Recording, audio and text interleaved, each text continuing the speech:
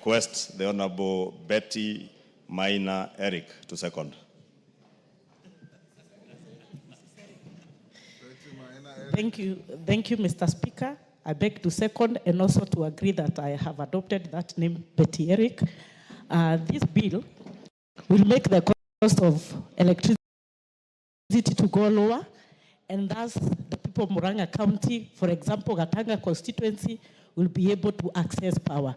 I second, Mr. Speaker. I order you to delete all those excess material from the Hansard.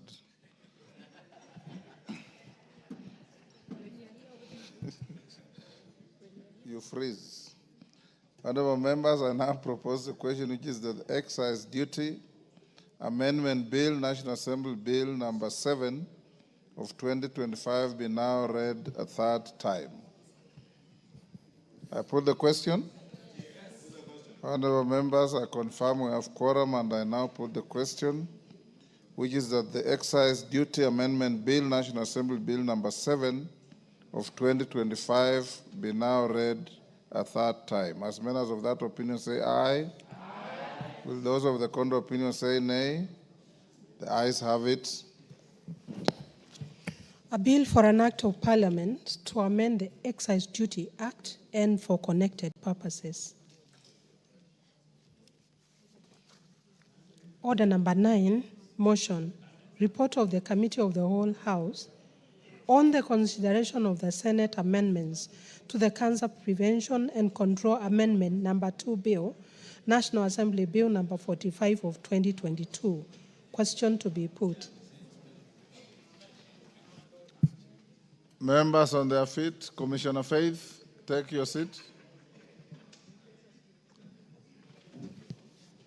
Honorable members, I now put the question at order number 9, which is that this House do agree with the report of the Committee of the Whole House on its consideration of the Senate amendments to the Cancer Prevention and Control Amendment number 2 Bill, National Assembly Bill number 45 of 2022. As members of that opinion say aye. Aye. Do those of the contrary opinion say nay? The ayes have it. Order number 10, motion, consideration of the report of the Auditor General on the financial statements for the national government ministries, departments, and agencies for the financial year 2021-2022. Question to be put. Thank you. Members on their feet, take your seats.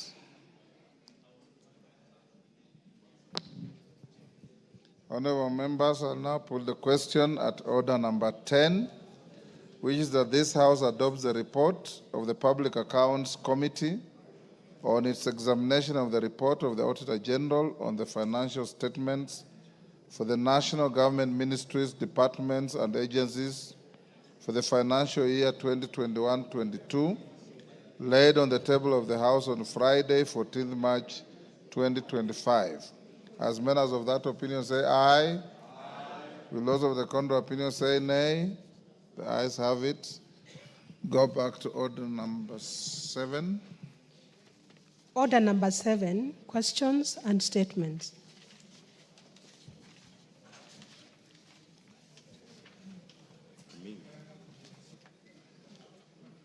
Kale Bamisi. Kale Bamisi, member for Saboti. Yes, Speaker Mia. Thank you, Mr. Speaker. Mr. Speaker, I request for a statement regarding the remuneration of police reservists in Trans Nzoia County. Honorable Speaker, pursuant to the provisions of Standing Order 44.2c, I rise to request for a statement from the chairperson of the Departmental Committee on Administration and Internal Security regarding the non-payment of dues owed to National Police Reservists in Trans Nzoia County. Honorable Speaker, Section 110, Subsection 3 of the National Police Service Act, Cap 84, provides that the National Police Service reserve officers may be deployed within the country to aid in enforcing all the relevant laws and regulations falling within the mandate of the National Police Service, including maintenance of law and order and preservation of peace. These officers operate in hostile environments and I place their lives on the line with limited support and equipment in the performance of their duties. In line with this provision, 410 National Police Reservists, commonly referred to as NPRS, were deployed in Trans Nzoia County in January 2019 to protect the community from insecurity, banditry, and to maintain law and order.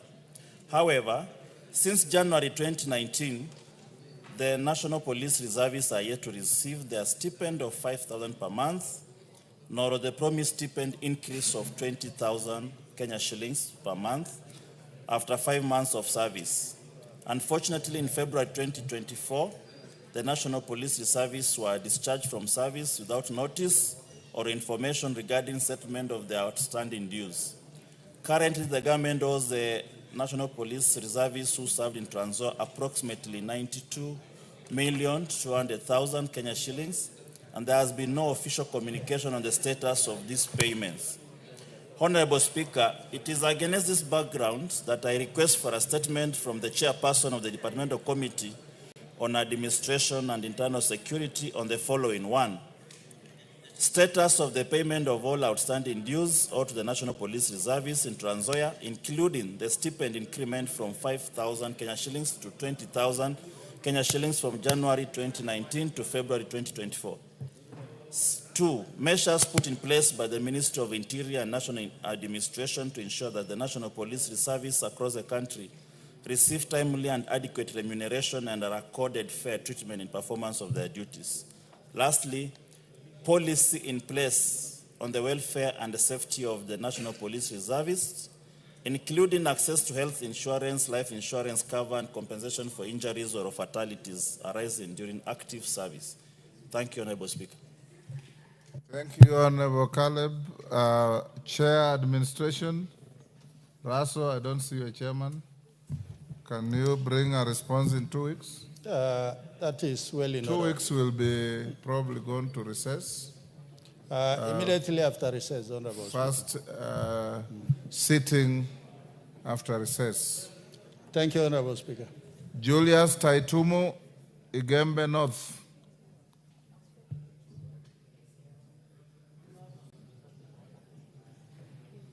Of standing under 44.2c, I wish to request for a statement from the chairperson of the Departmental Committee on Education regarding the promotion of teachers by the Teacher Service Commission. Honorable Speaker, the Teacher Service Commission advertised various promotion vacancies in the financial year 2024-2025. Subsequently, the Commission conducted interviews in January and February 2025, leading to the promotion of 25,252 teachers. Where the teachers released, where the TSC released a report on the outcome, this report only includes the advertisement reference number and the TSC numbers of those promoted. It clearly omits the names of teachers, their stations, designations, and most importantly, the criteria used to determine the promotions. The absence of regional, county, or community level data on the promotion makes it difficult to determine whether the exercise met the constitutional threshold of equity, fairness, and inclusivity. Further, there are concerns that a number of teachers recently employed were promoted over more experienced colleagues, raising questions about their adherence to merit and the longevity of the service. Article 232 of the Constitution sets out the values and the principles of public service, including transparency and the promotion to the public of timely, accurate information, fair competition, and merit as the basis of appointment and promotions and the representation of Kenyans' diverse communities. The current report by TSC does not provide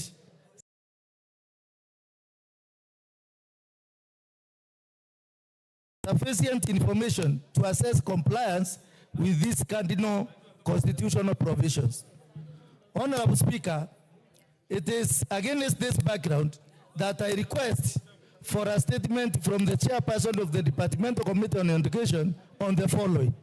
A, report by the Teacher Service Commission detailing 1, the number of teachers per county, the names of the TSC, the names and TSC numbers of the teachers promoted in each county.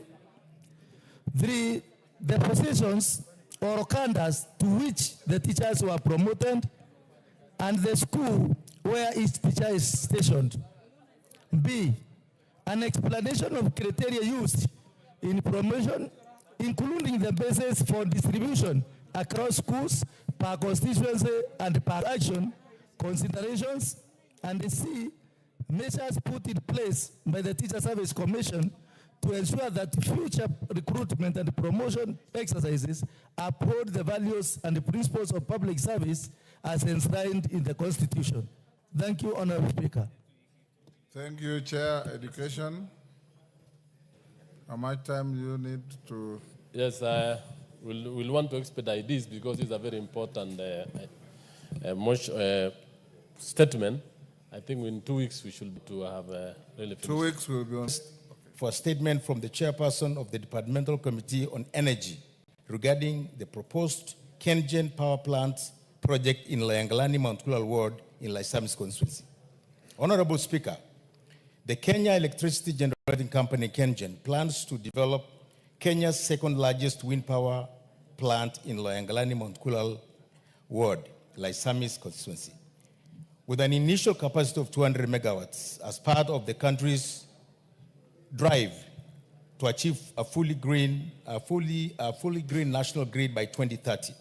KenGen has been undertaking the public consultation or public participation with the local communities over the multi-billion-dollar plant, whose construction is expected to commence in 2026.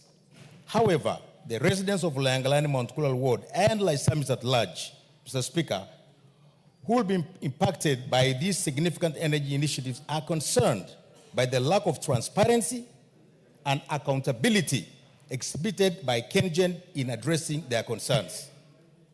Mr. Speaker, the community is concerned about potential diversion of infrastructure improvements, particularly in the construction of road leading to the wind power project site in Layangalani Mount Kulal Ward and the surrounding areas in Laisamis constituency. The residents have rightful, legitimate expectation to be the primary beneficiaries of the infrastructural development stemming from the KenGen wind power project located within their community, hence demanding that the road must